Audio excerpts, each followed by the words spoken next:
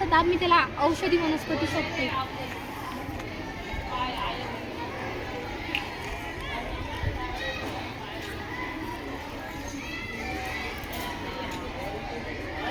सापडली.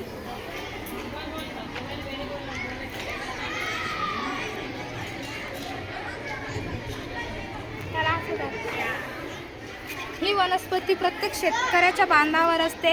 या वनस्पतीला टणटणी असे म्हणतात. या वनस्पतीला फुलं येतात.